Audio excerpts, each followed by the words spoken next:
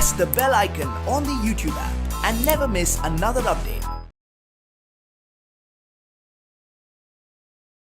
Hello children, हम पिछले class में जो झांसी की रानी इस पार्ट में यहाँ जो मणिकर्णिका की शादी यहाँ गंगाधर झांसी के जो गंगाधर राव जी के साथ होती है और इसके बाद यहाँ हमारे जो मणिकर्णिका या मनु छबीली क्या बन जाती है, झांसी की रानी लक्ष्मीबाई बन जाती है। ऐसे ही जो लक्ष्मीबाई और गंगाधर के जीवन बहुत ही जो सुख से बहुत ही जो चैन से हो रही थी, लेकिन ऐसे ही चलते चलते इनके जीवन में भी कुछ बुरी छायाएं छा जाती हैं और झांसी की जो गंगाधर राव मर जाता है, इनका जो मृत्यु हो जाती है और जो लक्ष्मीबाई विधवा बन जाती है।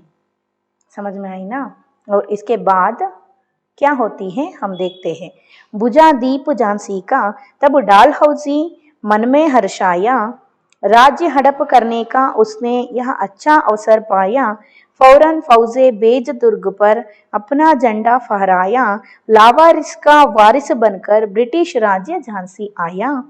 आश्रपूर्ण रानी ने देखा झांसी हुई बिरानी थी, बुंदेले हर बोलों के मुंह से हमने सुनी कहानी थी। जो खूब लड़ी मर्दानी वो तो झांसी वाली रानी थी। देखिए, बुझादीप झांसी का तब डालहौसी मन में हर्षाया। बुझादीप का मतलब क्या है, यहाँ जो गंगाधर राव जी का जो मृत्यु को यहाँ बुझादीप कह रहे हैं।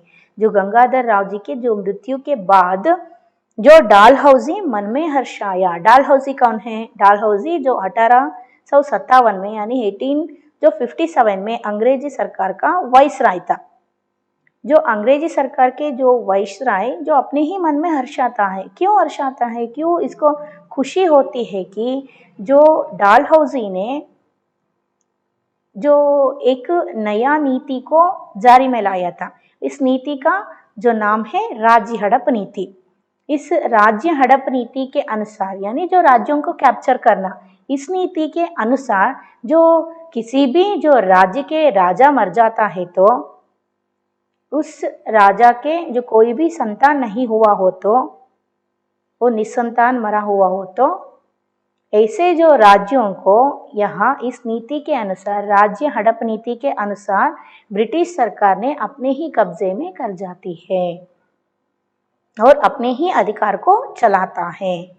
समझ में आए ना। इसी नीति के अनुसार यहाँ झांसी में गंगाधर राव की मृत्यु होती है। गंगाधर राव तो निसंतान मरता है, लक्ष्मीबाई को कोई भी संतान नहीं है ना। यहाँ लॉर्ड डालहौसी के जो नीति के अनुसार अब जो झांसी यहाँ ब्रिटिश सरकार के कब्जे में होती है। समझ में आई ना। इसी खुशी से यहाँ डालहौसी अपने मन में हर्षाता है यानी उसको खुशी होता है अब और एक राज्य जो ब्रिटिश सरकार के अंग्रेजी सरकार के जो कब्जे में आती है ना। जो राज्य हड़प करने का उसने यह अच्छा अवसर पाया यानी यही जो मौका है, इसी जो अवकाश को यहाँ अच्छा अवसर यानी जो अवकाश इसी समय मानता है। यहाँ जो राजा तो मर गया है और कोई भी संतान भी नहीं है, पुत्र नहीं है और इस राज्य को में हमारे जो कब्जे में करना चाहिए। इसी समय को जो अच्छी समय समझकर यहाँ फौरन फौजे बेज दुर्ग पर अपना झंडा फहराया। फौरन यानी बहुत ही जल्द से अपने जो फौज यानी अपने जो सैनिक को, अंग्रेजी सैनिक को जो बेज दुर्ग पर भेजता है। कहाँ? जो झांसी को भेजता है दुर्ग पर। दुर्ग यानी फोर्ट। उसके यहाँ जो झांसी के जो फोर्ट पर जो अंग्रेजियों ने अपने ही जो झंडा को फहराते हैं यानी फ्लैग हाइस्ट करते हैं। जो किसके फ्लैग को यहाँ किसके जो झंडा को फहराते हैं? ब्रिटिश सरकार के झंडा को फहराते हैं। समझ में आए ना। और लावारिस का वारिस बनकर ब्रिटिश राज्य झांसी आया। लावारिस का वारिस बनकर। लावारिस का मतलब क्या है? यहाँ जिसका कोई भी जो मालिक नहीं होती है। यहाँ जो झांसी के कोई भी मालिक नहीं है। इसी तरह जो लावारिस का वारिस यानी जो जिसका कोई भी मालिक नहीं है, उस राज्य के जो मालिक बनके, वारिस यानी मालिक बनके वारसदार बनके।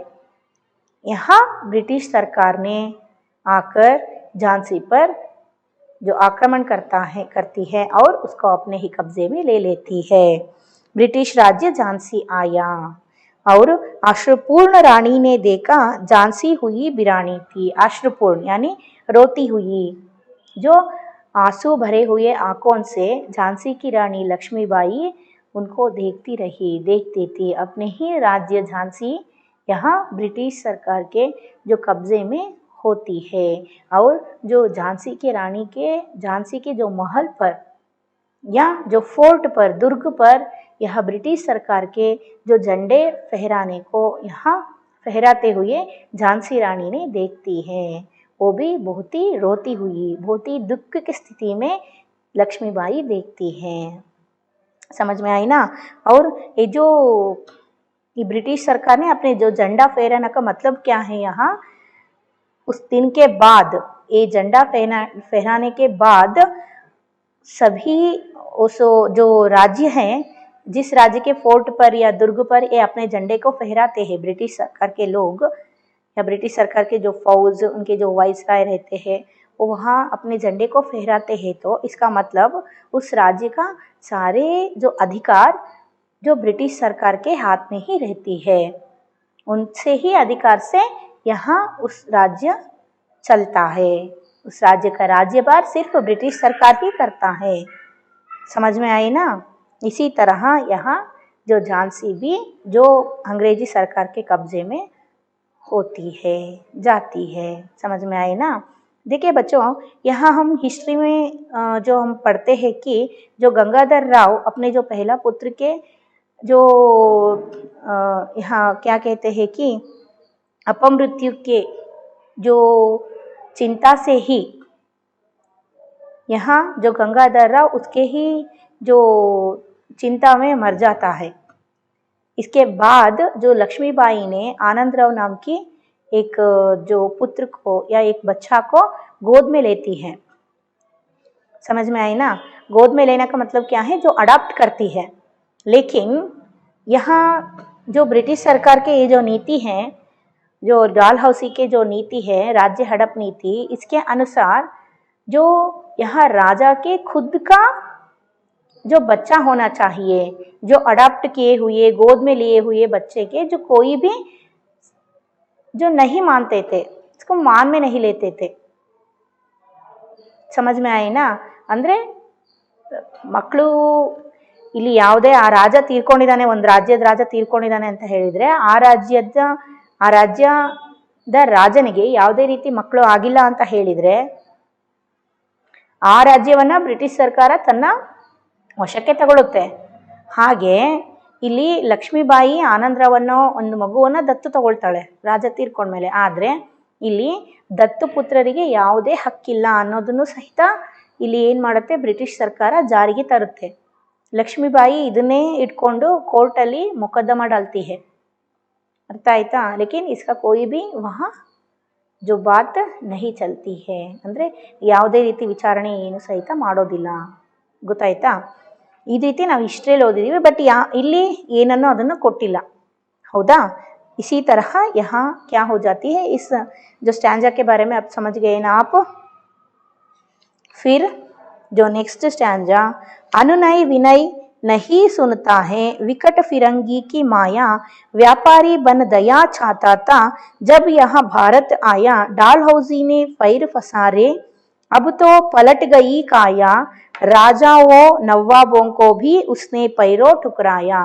देखिए, गंगाधर राव जी के मरने के बाद ये जो डालहौसी सारे अपने जो राज्यों में, यहाँ जो किस राज्य के जो राजा मरता है उस राज्य पर आक्रमण करके उसको अपने ही वश में कर देता है. उसी तरह यहाँ क्या दिए हैं, अनुनय विनय नहीं सुनता है. अनुनय का मतलब क्या है, या कोई भी जो याचना निवेदना को ये जो ब्रिटिश लोग नहीं सुनते हैं, ब्रिटिश सरकार नहीं सुनते हैं. क्योंकि विकट फिरंगी की माया, विकट का मतलब क्या है, बहुत ही क्रूर, बहुत ही कठिन हृदय वाले वो जो व्यक्ति है, कौन है, ब्रिटिश सरकार के लोग. ये जो व्यक्ति ब्रिटिश सरकार के या ब्रिटिश सरकार के लोग, ब्रिटिश सरकार जो कोई भी यहाँ हमारे भारतवासियों के जो याचना को या निवेदना को नहीं करते हैं, उन पर करुणा की नज़र नहीं डालती हैं, और जो उनके मन कैसे हैं, बहुत ही क्रूरी है ब्रिटिशों ने, है ना। लेकिन ये जो दिए है, व्यापारी बन दया चाहता था जब यहाँ भारत आया, लेकिन जब ये भारत आए थे तब ये ऐसे नहीं थे। ब्रिटिश लोग कैसे थे कि वो हमारे भारतवासियों से ही निवेदना करते थे, दया मांगते थे हमारे भारतवासियों से। क्यों दया मांगते थे? क्योंकि व्यापार करने के लिए हमें कुछ जगह दीजिए, व्यापार करने के लिए अनुमति दीजिए, दया करिए, हम पर कृपा करिए, ऐसे भारतवासियों से ये जो दया मांगते थे ब्रिटिश लोगों ने। लेकिन धीरे धीरे चलते चलते यहाँ हमारे जो भारतवासियों के जो करुणा दया के जो स्वभाव को देखकर, यहाँ के राज्यभार को देखकर, यहाँ के जो अपार संपत्ति को देखकर ब्रिटिशों के मन में क्या विचार आती है, क्या ख्याल आती है कि जो किसी की तरीका में हम भारत को हमारे कब्जा में करना चाहिए, है ना। तब जब ये भारत को आए थे तब हमारे भारतवासियों से ही याचना मांगते थे, जो दया मांगते थे। लेकिन अब तो ये बहुत ही क्रूरी बन गए हैं। और डालहौजी ने पैर पसारे, अब तो पलट गई काया। डालहौजी ने पैर पसारे यानी डालहौजी जो एक एक जो राज्यों पर आक्रमण करते करते वहाँ के राजाओं को क्या करता है, उनको नीचे गिराता है हराकर। काया का मतलब क्या है? काया का मतलब बॉडी है, शरीर, है ना। उन राज्यों के जो राजाओं को नीचे गिराता है, उनको यहाँ उनके बॉडी को ಅಂದ್ರೆ ಅವ್ರ ದೇಹವನ್ನ ಕೆಳಗಡೆಗೆ ಸೋಲಿಸಿ ಬೀಳಿಸ್ತಾನೆ ಅನ್ನೋ ಅರ್ಥ ಆಯ್ತಾ। और राजाओं नवाबों को भी उसने पैरों टुकराया। राजाओं नवाबों, इसका मतलब राजा नवाब, ये तो एक ही शब्द का अर्थ है, लेकिन यहाँ एक एक जगह पर यहाँ नवाब, बेगम, रानी हम ऐसे कहते हैं ना, एक ही शब्द का अर्थ एक एक जगह पर जो अपने जो शब्द बदल लेती हैं। समझ में आई ना, अर्थ एक ही होती है। राजाओं नवाबों को भी क्या करता है, पैरों टुकराया। पैरों टुकराया का मतलब क्या है? ಕಾಲನ ಎಳೆದು ಕೆಳಗಡೆ ಬೀಳಿಸ್ತಾನೆ ಅನ್ನೋ ಅರ್ಥದಲ್ಲಿ। समझ में आई ना। रानी दासी बनी यहाँ दासी अब महारानी थी। रानी दासी बनी, यहाँ गंगाधर राव के जो महारानी यहाँ क्या हो गई थी, दासी हो गई थी। लेकिन क्योंकि ये जो डालहौजी ने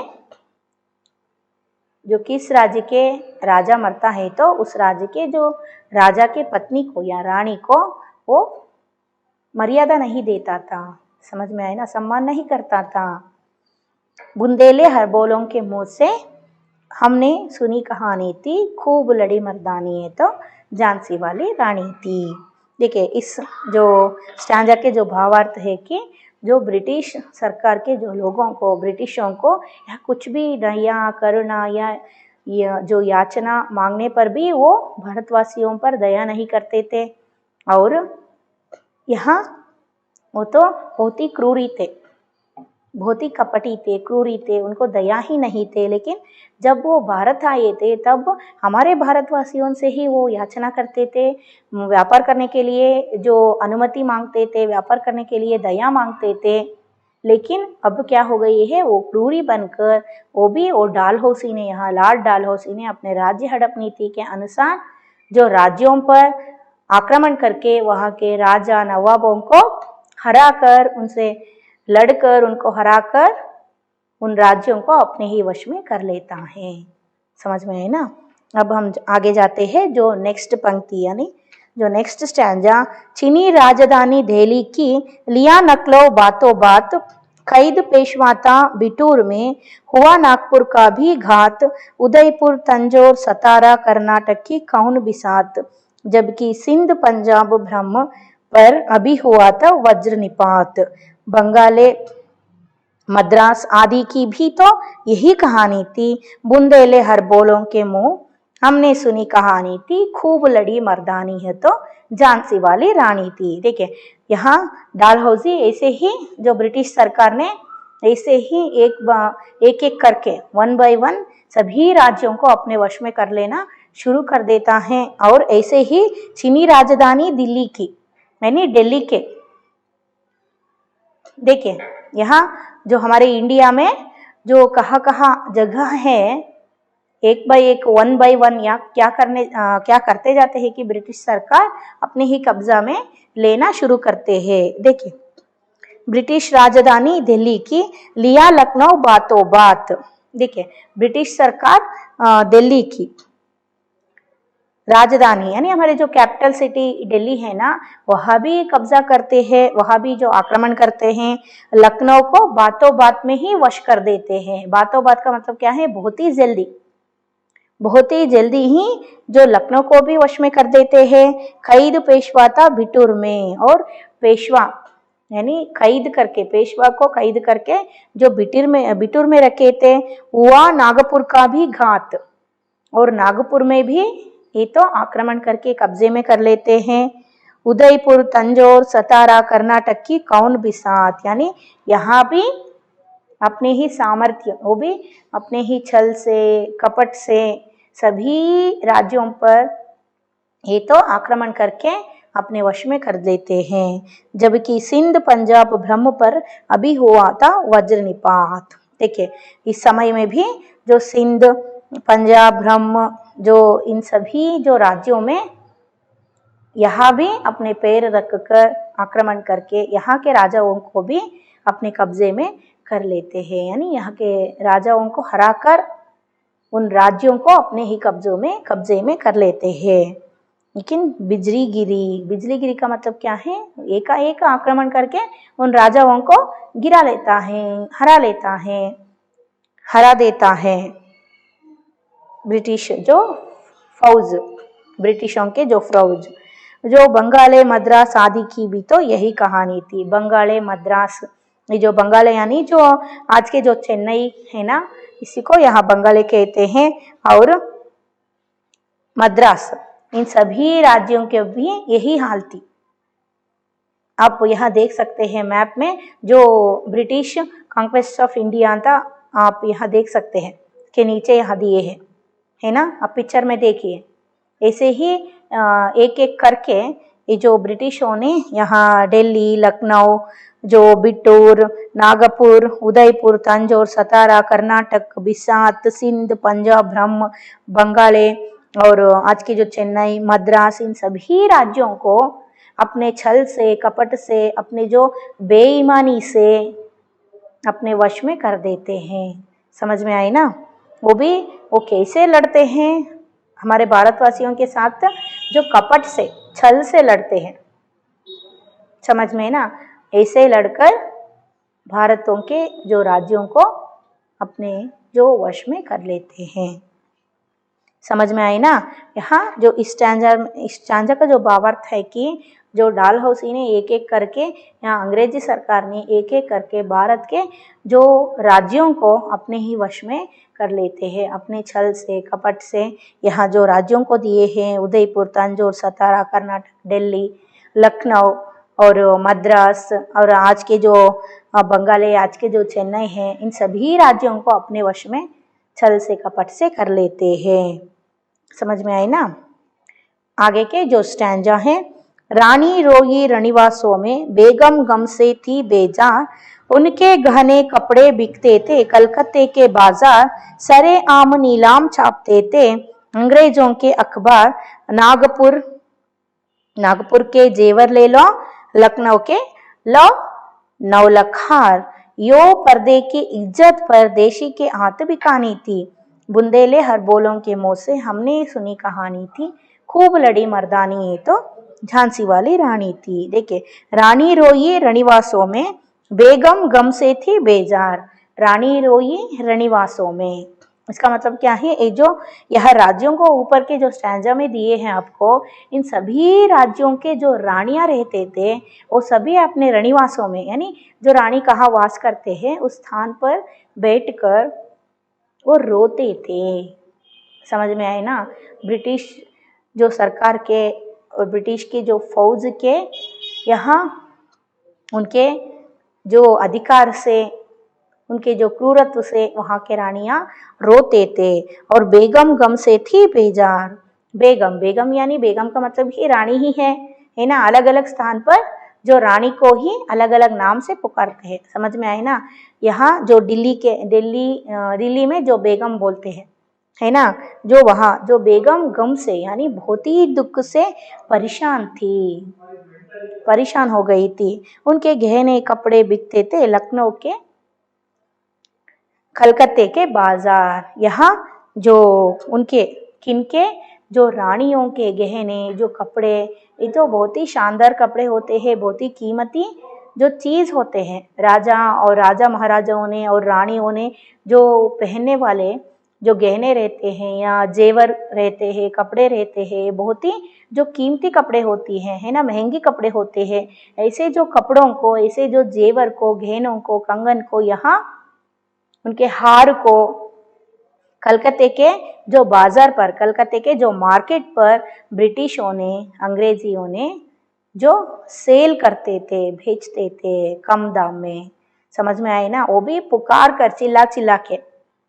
अब सभी को पता है कि जो देखिए जो किसी भी जो वीआईपी पर्सन होती है, वीआईपी पर्सन या जो फिल्म एक्टर होती है या बड़े आदमी होते हैं, उनके जो कपड़ों को बहुत ही जो हराज में रखते हैं, आपको देखे होंगे, है ना। ಯಾವುದಾದ್ರೂ ಒಬ್ಬ ವ್ಯಕ್ತಿ, ಇಂಪಾರ್ಟೆಂಟ್ ವ್ಯಕ್ತಿ ಇರ್ಬೋದು, VIP ಪರ್ಸನ್ ಅಂತ ಹೇಳ್ತೀವಲ್ವಾ, ವೆರಿ ಇಂಪಾರ್ಟೆಂಟ್ ಪರ್ಸನ್ಸು, ಅಥವಾ ಒಬ್ಬ ಗಣ್ಯ ವ್ಯಕ್ತಿಗಳಿರ್ಬೋದು, ಅಥವಾ ಈ ಫಿಲಮ್ ಆ್ಯಕ್ಟರ್ಸ್ ಇರ್ಬೋದು, ಅರ್ಥ ಸೊಸೈಟಿಯಲ್ಲಿ ಒಂದು ಹೆಸರು ಮಾಡಿರುವಂತಹ ವ್ಯಕ್ತಿಗಳದ್ದು ಬಟ್ಟೆಗಳಾಗಲಿ ಅಥವಾ ಅವರು ತೊಟ್ಕೊತಿದ್ದಂಥ ಒಡವೆಗಳನ್ನಾಗಲಿ ಏನು ಮಾಡ್ತಾರೆ, ಈ ಇದರಲ್ಲಿ ಇಡಬಹುದು, ಏನಲ್ಲಿ ಮ್ಯೂಸಿಯಮಲ್ಲೂ ಇಡ್ತಾರೆ, ಕೆಲವೊಬ್ಬರು ಮಾರ್ತಾರೆ ಅದನ್ನು.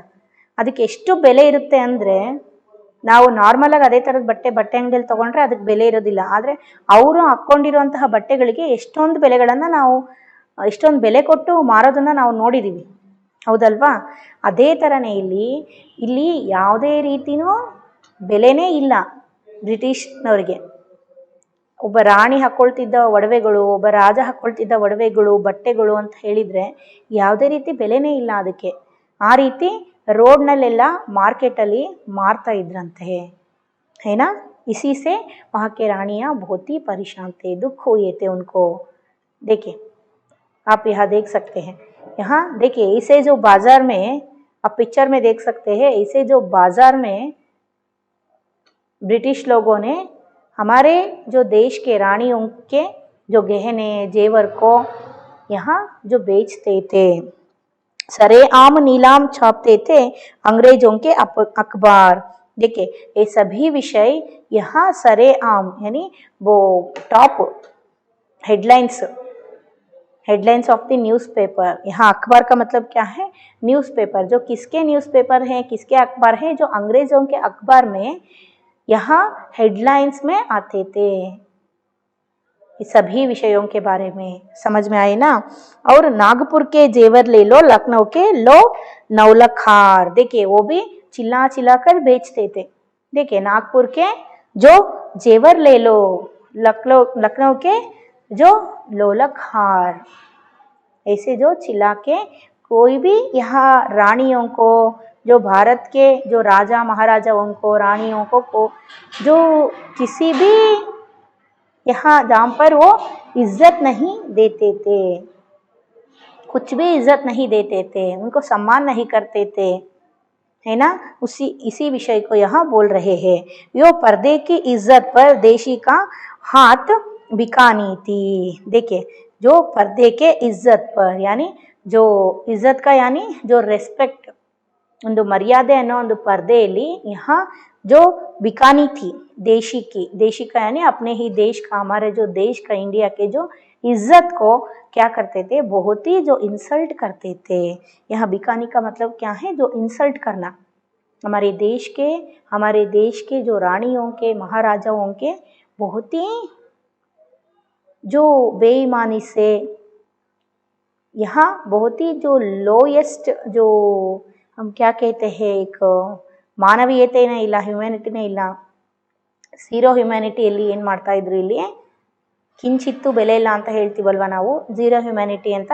ಆ ರೀತಿಯಲ್ಲಿ ಝೀರೋ ರೆಸ್ಪೆಕ್ಟು, ಝೀರೋ ಹ್ಯುಮ್ಯಾನಿಟಿ ಅಂತ ಹೇಳ್ತೀವಲ್ವ, ಆ ಒಂದು ರೀತಿಯಲ್ಲಿ ನಮ್ಮ ದೇಶದ ಒಂದು ಮರ್ಯಾದೆಯನ್ನು, ಇಲ್ಲಿನ ರಾಜವನ್ನು, ನಮ್ಮ ದೇಶದ ಘನತೆಯನ್ನು ಏನು ಮಾಡ್ತಾಯಿದ್ರು, ಮರ್ಯಾದೆಯನ್ನು ಒಂದು ಪರದೆ ಮೇಲೆ ತೋರಿಸ್ಬಿಟ್ಟು ಹಾಳು ಮಾಡ್ತಾಯಿದ್ರು, ಇನ್ಸಲ್ಟ್ ಮಾಡ್ತಾಯಿದ್ರು.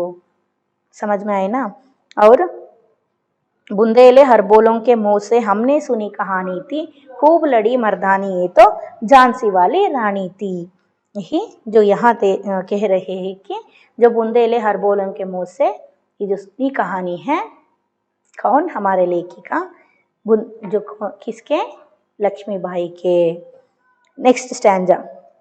कुटियों में थी विषम वेदना, महलों में आहत अपमान, वीर सैनिकों के मन में था अपने पुरखों का अभिमान, नाना धुंधुपत पेशवा जुटा रहा था सब सम्मान, बहिन छबीली के रणचंडी का कर दिया प्रकट आह्वान, हुआ यज्ञ प्रारंभ उन्हें तो सोई ज्योति जगानी थी, बुंदेले हर बोलों के मुँह हमने सुनी कहानी थी, खूब लड़ी मर्दानी वो तो झांसी वाली रानी थी. देखिए, कुटियों में थी विषम वेदना, महलों में आहत अपमान.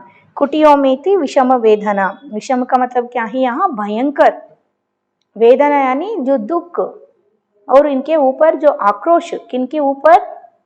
ब्रिटिशों के ऊपर. और महलों में आहत अपमान. आहत अपमान यानी जो महलों में, इसका मतलब क्या है यहाँ अमीर गरीब सभी के मन में ब्रिटिशों के ऊपर आक्रोश उठती है. सभी के मन में जो ब्रिटिशों को हमारे देश से भगाने के विचार में सभी जो गुस्से होते हैं, इसका मतलब क्या है? उनको हमारे भारत से जल्द ही जल्दी हम भगाना चाहिए, उनके सामने हम लड़कर उनको हराना चाहिए. ऐसे जो विचार यहाँ अमीर गरीब सभी के मन में उठती हैं. इसका मतलब क्या है? जो कुटियों में थी विषम, यानी वो कुटियों का मतलब क्या है? जो जो गरीब जो इंसान कहाँ रहते हैं? झोपड़ी में, छोटे छोटे घर में, वहाँ रहने वाले लोगों में भी, और महल में रहने वाले जो रानियों को, राजाओं को, वहाँ रहने वालों को भी, यहाँ सभी जो प्लेस के ये जो मन में एक भयंकर जो दिए हैं, जो भयंकर वेदना उनके तरफ, उनके ऊपर, किसके ऊपर? जो ब्रिटिशों के ऊपर.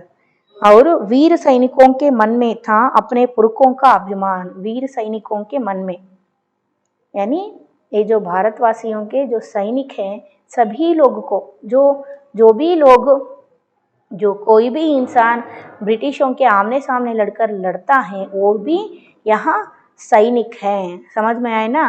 वो उनको यहाँ क्या है? मन में अपने पुरखों के, यानी जो हमारे जो एंसिस्टर्स हम बोलते हैं ना, उनके ऊपर ಹಿರಿಯರು, ಅವರ ಪರಿವಾರದ ಹಿರಿಯರು ಏನಿರ್ತಾರೆ ಅವ್ರ ಬಗ್ಗೆ ಏನಾಗುತ್ತೆ?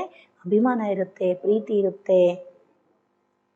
ಅವ್ರ ಮರ್ಯಾದೆಗಳನ್ನು, ಅವರು ಭಾವನೆಗಳನ್ನು ಎಲ್ಲ ಅದಕ್ಕೆಲ್ಲ ಧಕ್ಕೆ ತರ್ತಿರೋರು ಅಂತ, ಅವ್ರಿಗೆಲ್ಲ ಇನ್ಸಲ್ಟ್ ಮಾಡ್ತಾ ಇರೋ ಬ್ರಿಟಿಷರನ್ನು ಹೇಗಾದರೂ ಮಾಡಿ ಭಾರತದಿಂದ ಓಡಿಸ್ಬೇಕು, ಅವ್ರ ವಿರುದ್ಧ ನಿಂತ್ಕೊಂಡು ನಾವು ಹೋರಾಡಬೇಕು. ಇದನ್ನು ಎಷ್ಟು ದಿವಸ ನಾವು ಸಹಿಸ್ಕೊಳ್ಬೇಕು? ಇನ್ನು ಸಹಿಸ್ಕೊಳ್ಳೋಕ್ಕಾಗೋದಿಲ್ಲ ಅಂಥೇಳಿ ಎಲ್ಲರೂ ಸಹಿತ ಹೋರಾಡೋದಕ್ಕೆ ತಯಾರಾಗ್ತಾರೆ. नाना धुंधुपत पेशवा जुटा रहा था सब सम्मान. देखिए, नाना धुंधुपत पेशवा, नाना धुंधुपत ये जो पेशवा है, जुटा रहा था सब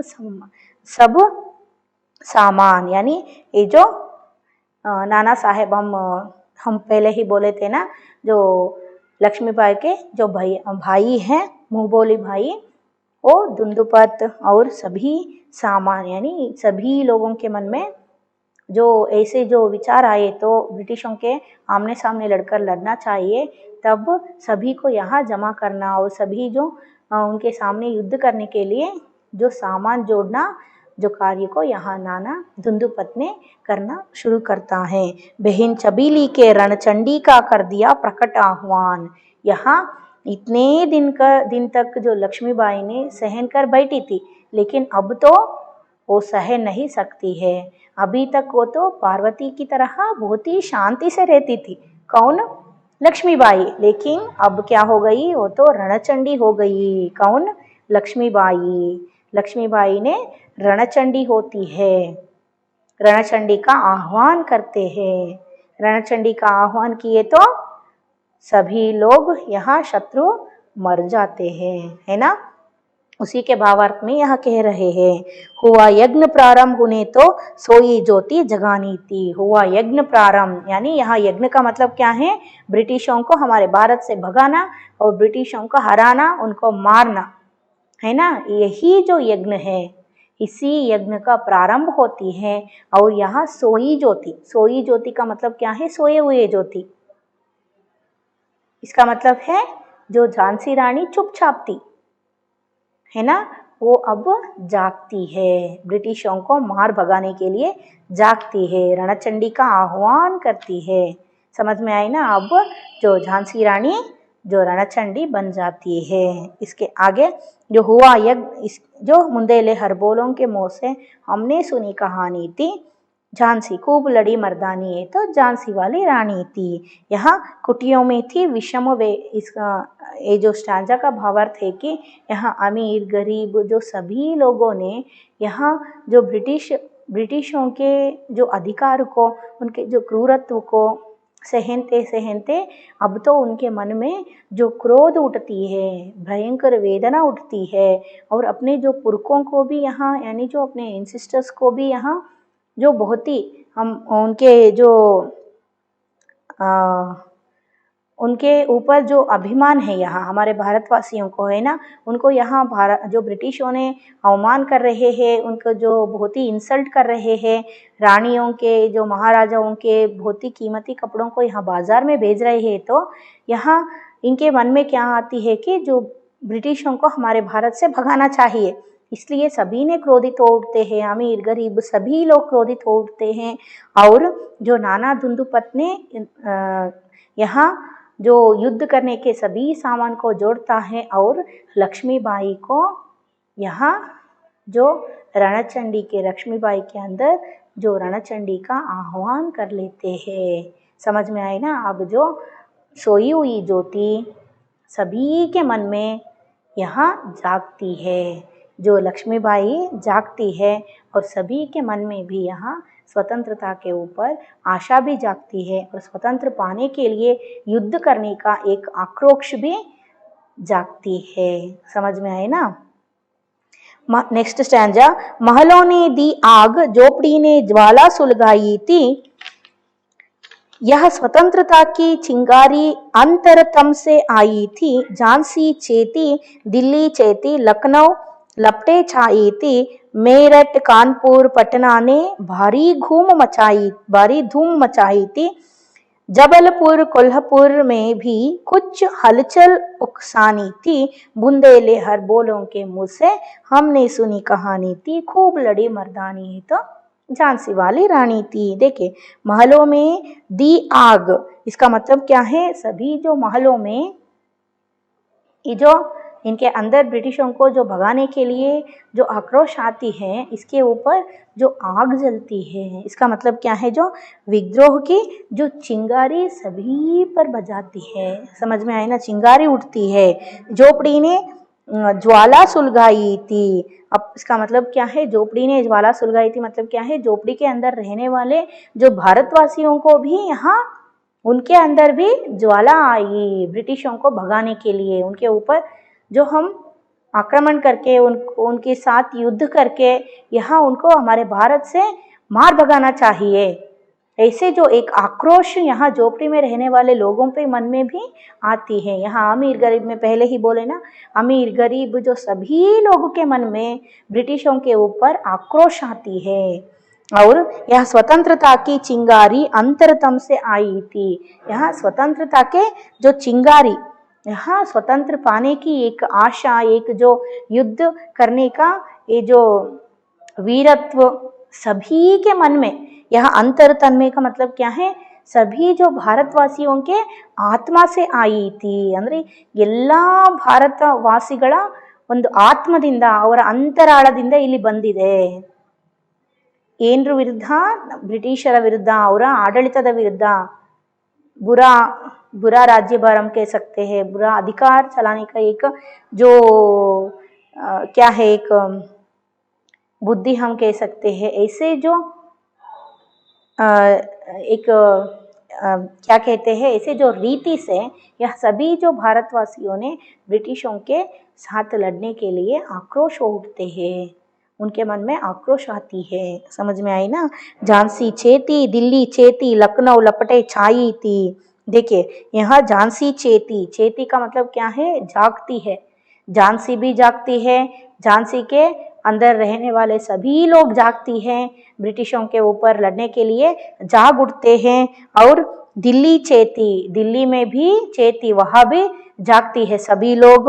और लखनऊ लपड़े छाई थी, लखनऊ में भी जो दीपक जलाते हैं, इसका मतलब क्या है, वो भी एक्सेप्ट करते हैं ब्रिटिशों के सामने, वो भी इनके साथ मिलकर जो फाइट करने के लिए वो भी तैयार होते हैं। और मेरठ कानपुर पटना भारी धूम मचाई थी। मेरठ कानपुर ये सभी राज्यों को यहाँ ब्रिटिशों ने आक्रमण करके वो अपने ही कब्जे में कर लिए थे ना, वो भी अपने छल से कपट से। इसी छल को कपट को यहाँ विरोध करके वहाँ के सभी लोग क्या करते हैं, ब्रिटिशों के जो विरुद्ध युद्ध करने के लिए, ब्रिटिशों के साथ युद्ध करने के लिए, उनको हराने के लिए, मार भगाने के लिए हमारे भारत से सभी ने जाग उठते हैं, सभी के अंदर आक्रोश आती है। और धूम मचाई यानी जो धूम मचाना यानी जो गलाಟ करना, सभी ने ಏನು ಮಾಡ್ತಾರೆ, ಎಲ್ಲರೂ ಅವ್ರ ವಿರುದ್ಧ ಆಕ್ರೋಶ ವ್ಯಕ್ತಪಡಿಸೋದಕ್ಕೆ ಶುರು ಮಾಡ್ತಾರೆ। जबलपुर कोल्हापुर में भी कुछ हलचल उकसानी थी। यहाँ क्या है, इन सभी राज्यों के अलावा यहाँ जबलपुर और कोल्हापुर में भी यहाँ जो क्या दिए हैं, हलचल उकसानी थी। उकसाना का मतलब क्या है, शुरू करना हलचल को, यानी वहाँ भी वहाँ के लोगों को भी ब्रिटिशों के सामने जो उनके साथ युद्ध करने के लिए, उनको मारने के लिए, उनके मन में भी यहाँ स्वतंत्रता की एक इच्छा पैदा करनी थी और जो आक्रोश जगानी थी। समझ में आए ना। उन वहाँ भी जो स्वतंत्र की जो चिंगारी को शुरू करना थी। समझ में आई ना। और बुंदेले हर बोलों के मुंह से हमने सुनी कहानी थी, खूब लड़ी मर्दानी है तो झांसी वाली रानी थी। देखिए यहाँ जो दिए हैं इस प्यारा में जो कोई कौन कौन से जो राज्यों को यहाँ ब्रिटिशों ने अपने छल से कपट से जो कब्जा में कर लिए थे, अपने बेईमानी से कब्जा में कर लिए थे, इन सभी राज्य के जो वहाँ के लोग, अमीर गरीब, सभी लोगों के मन में यहाँ ब्रिटिशों के ऊपर आक्रोश आती है। और सभी राज्यों में जो ब्रिटिशों के जो स्वतंत्र पाने के लिए ब्रिटिशों के साथ हमें लड़ना ही चाहिए, ऐसे एक वीरत्व सभी के मन में जागती है। समझ में आई ना। इस स्वतंत्र नेक्स्ट स्टैंजा, इस स्वतंत्रता महायज्ञ में कई वीरवर आए काम, नाना दुंदुपत, तांतिया, चतुर अजीमुल्ला, सरनाम, अहमद शाह मौलवी, ठाकुर कुंवर सिंह, सैनिक, अभिराम, भारत के इतिहास गगन में अमर रहेंगे जिनके नाम, लेकिन आज जुर्म कहलाती उनकी जो कुर्बानी थी। देखिए ये जो देखिए यहाँ जो गहने बेचने का यहाँ के जो मार्केट आप देख सकते हैं, ऐसे ऐसे जो रोड पर यहाँ के बाजार में बहुत ही जो कीमती रानियों के, महाराजाओं के जो गहनों को, जेवर को जो बेचते थे, वो भी चिल्ला चिल्ला कर बेचते थे। इसका मतलब क्या है, यहाँ कोई भी जो इज्जत ही नहीं है हमारे राजा महाराजाओं के, और जो उनके जो गहनों के, उनको रेस्पेक्ट ही नहीं देते थे। देखिए यहाँ आप देख सकते हैं, ये जो हमारे स्वातंत्र संग्राम यानी सन 1857 में जो स्वतंत्र संग्राम में जो भाग लिए हुए वीरों को हम यहाँ, योद्धाओं को हम यहाँ देख रहे हैं। वह यह दिए है, इस स्वतंत्र महायज्ञ में कई वीरवर ने आए काम का मतलब क्या है, इस स्वतंत्र संग्राम में ये सभी योद्धाओं ने सहयोग लिए थे। मतलब क्या है, जो वो भी पार्टिसिपेट किए थे, हेल्प किए थे। नाना धुंदुपत, वहाँ पहले पिक्चर में आप देख रहे हैं जो नाना धुंदुपत है ना, ये जो नाना धुंदुपत और तांतिया, चतुर अजीमुल्ला, सरनाम, अहमद शाह मौलवी, देखिए अहमद शाह मौलवी, और जो चतुर अजीमुल्ला आप यहाँ देख रहे हैं, और जो ठाकुर कुंवर सिंह और सैनिक अभिराम, इतिहास के इन सभी ये चारों ही नहीं, यह जो आपको दिए हैं, जो इतने ही नहीं, बहुत सारे जो महायोद्धाओं ने यहाँ 1857 के जो महास्वातंत्र संग्राम में, महास्वातंत्र यज्ञ में जो अपने भाग लिए थे, जो पार्टिसिपेट किए थे, यहाँ सिर्फ इतने ही नाम लिए थे। इनके जो इतिहास के गगन में जिनके नाम अमर रहेंगे, इसी इतिहास के गगन में यानी हमारे जो हिस्ट्री में, हिस्ट्री के जो आकाश में, इसका आकाश का मतलब, इसका मतलब क्या है, इतिहास गगन में, गगन ऊपर ही रहते हैं, है ना, इतिहास के गगन में, इसका मतलब क्या है, जो अमर रहेंगे जिनके नाम हमेशा ऊपर ही रहती हैं, जो आकाश की तरह, इन सभी जो योद्धाओं के नाम हमारे जो हिस्ट्री में, इतिहास में, जो गगन की तरह, आकाश की तरह हमेशा ऊपर ही रहती है। समझ में आई ना, ऐसा यहाँ जो दिए हैं। लेकिन आज जुर्म कहलाती उनकी जो कुर्बानी थी, आज जुर्म कहलाती, लेकिन ये तो हमारे भारत के लिए, अपने अधिकारों को वापस लेने के लिए, यहाँ अपनी स्वतंत्रता को लेने के लिए सभी लोग लड़ रहे हैं। लेकिन ये काम तो हमारे जो देशवासियों ने कर रहे हैं, हमारे भारतवासियों ने, जो भी जो योद्धा है ब्रिटिशों के सामने जो लड़कर करने के लिए यहाँ तैयार होते हैं, ये विषय ब्रिटिश सरकार के लिए क्या है, एक जुर्म है, एक अपराध है। समझ में आई ना। इसलिए कोई भी जो व्यक्ति ब्रिटिश सरकार के जो अपोजिट बोलते हैं, उनके जो विरुद्ध काम करते हैं, उनके जो विरुद्ध बोलते हैं, उनके ऊपर जो लड़ने के लिए तैयार होते हैं, इसका मतलब क्या है ब्रिटिशों के लिए, ये तो एक जुर्म है। इसी जुर्म पर इनको सजा देते थे। समझ में आए ना। मैं पहले ही पिक्चर में आप लोगों को दिखाई कि जो कैसे जो बुरी जो अधिकार को चलाते थे ब्रिटिश लोगों ने, राज्यभार करते थे। ಅಂದ್ರೆ ಇದ್ರ ಅರ್ಥ ಏನು ಅಂತ ಹೇಳಿದ್ರೆ, ಎಲ್ಲ ಈ ಸ್ವಾತಂತ್ರ್ಯ ಹೋರಾಟಗಾರರು ನಮ್ಮ ದೇಶಕ್ಕೆ ಬಂದ್ಬಿಟ್ಟು ನಮ್ಮ ಮೇಲೇನೆ ಅಧಿಕಾರ ಚಲಾಯಿಸ್ತಿರೋಂತಹ ಬ್ರಿಟಿಷರನ್ನ ಹೊಡೆದೋಡಿಸ್ಬೇಕು, ಇದು ಸರಿ, ಅವ್ರು ಮಾಡ್ತಾ ಇರೋದು ಸರಿ. ಆದರೆ ಇಲ್ಲಿ ಬ್ರಿಟಿಷ್ ಸರ್ಕಾರಕ್ಕೆ ಏನಿದು ತಪ್ಪು, ಇದು ಒಂದು ಅಪರಾಧ. ಈ ಅಪರಾಧಕ್ಕೆ ಏನು ಮಾಡ್ತಾ ಇದ್ರು, ಶಿಕ್ಷೆ ಕೊಡ್ತಾ ಇದ್ರು. ಇವರನ್ನೆಲ್ಲ ಜೈಲಿಗೆ ಹಾಕೋದು, ಹಿಂಸೆ ಮಾಡೋದು, ಹೊಡಿಯೋದು, ಬಡಿಯೋದು, ಈ ಥರ ಎಲ್ಲ ಮಾಡ್ತಾ ಇದ್ರು. ಇದಕ್ಕೆ ಹೆದರ್ಕೊಂಡು ಸ್ವಲ್ಪ ಜನ ಏನು ಮಾಡ್ತಾ ಇದ್ರು, ಅವ್ರ ವಿರುದ್ಧ ಹೋಗ್ತಾನೆ ಇದ್ದಿದ್ದಿಲ್ಲ, ಸುಮ್ಮನಾಗ್ಬಿಡ್ತಾ ಇದ್ರು. ಲೇಕಿನ್ ಆದರೆ ಇಲ್ಲೇನಾಯಿತು, ಬರ್ತಾ ಬರ್ತಾ ಬರ್ತಾ ಯಾರು ಸಹಿತ ಇದನ್ನು ಸಹಿಸ್ಕೊಳ್ಳಿಲ್ಲ. ಪ್ರತಿಯೊಬ್ಬರೂ ಸಹಿತ ಇಲ್ಲಿ ಬ್ರಿಟಿಷರ ವಿರುದ್ಧ ಹೋರಾಡೋದಕ್ಕೆ ತಯಾರಾಗಿ ನಿಂತ್ಕೊಂಡ್ರು. ಅದು यावागा वो भी जो भारत के ब्रिटिशों के सामने जो लड़ी हुई प्रथम स्वतंत्र संग्राम कौन सी है, 1857 के, जो 1857 के जो लड़ाई में, यज्ञ में। समझ में आए ना। इसी विषय को यहाँ बोल रहे हैं। जो इनके नाम हमारे जो इतिहास के ಅಂದರೆ ನಮ್ಮ ಇತಿಹಾಸದ ಗಗನದಲ್ಲಿ ಅಂದರೆ ಎತ್ತರದಲ್ಲಿ, ನಮ್ಮ ಇತಿಹಾಸದಲ್ಲಿ ಯಾವಾಗ್ಲೂ ಇವ್ರ ಹೆಸರುಗಳು ಏನಾಗಿರುತ್ತೆ, ಅಜರಾಮರವಾಗಿರುತ್ತೆ. ಅದು ಅತ್ಯಂತ ಎತ್ತರವಾದ ಸ್ಥಾನದಲ್ಲಿ ಇರುತ್ತೆ. ಹೇಗೆ ಆಕಾಶ ಎತ್ತರದಲ್ಲಿದೆನೋ ಆ ರೀತಿ ಈ ಸ್ವಾತಂತ್ರ್ಯ ಸಂಗ್ರಾಮದಲ್ಲಿ ಹೋರಾಡಿದಂಥ ಪ್ರತಿಯೊಬ್ಬ ಹೋರಾಟಗಾರರ ಹೆಸರುಗಳು ಸಹಿತ ಏನಾಗಿರುತ್ತೆ, ಇಲ್ಲಿ ನಮ್ಮ ಇತಿಹಾಸದ ಒಂದು ಗಗನದಲ್ಲಿ ಅಂದರೆ ಆಕಾಶದಲ್ಲಿ ಯಾವಾಗಲೂ ಉತ್ತುಂಗದಲ್ಲಿರುತ್ತೆ. ಇವರ ಕೀರ್ತಿಗಳು, ಹೆಸರುಗಳು, ಇವ್ರನ್ನ ಯಾವತ್ತೂ ನಮ್ಮ ಇಂಡಿಯನ್ಸು ಅಂದರೆ ಭಾರತವಾಸಿಯೋನೇ ನಹಿ ಭೂಲ್ತೆ ಹೇ, ಯಾವತ್ತೂ ಮರೆಯೋದಿಲ್ಲ ಅಂತ ಹೇಳ್ತಾ ಇದ್ದಾರೆ. ಸಮಜ್ ಮೇ ಆಯ್ನಾ. ಆದರೆ ಇದೆಲ್ಲ ಮಾಡೋದು ಬ್ರಿಟಿಷರ ಕಣ್ಣಿಗೆ ಏನಿಲ್ಲ, ಯಹಿದಿಯೇ ಹೇ ಲೇಕಿನ್ ಆಜ್ ಜುರ್ಮ್ ಕಹಲಾತಿ ಹೇ. ಅಂದರೆ ಆವಾಗಿನ ಟೈಮಲ್ಲಿ 1857ನಲ್ಲಿ ಏನಾಗ್ತಾ ಇತ್ತು, ಇದು ಅಪರಾಧ ಆಗಿತ್ತು. ಹೌದಾ, ಅದನ್ನೇ ಇಲ್ಲಿ ಹೇಳ್ತಾ ಇದ್ದಾರೆ. इसी के बारे में यहाँ बोल रहे हैं. समझ में आए ना बच्चों. और इसके आगे के भाग में जो क्या होते हैं हम अगले क्लास में देखते हैं. समझ में आए ना बच्चों. Thank you children.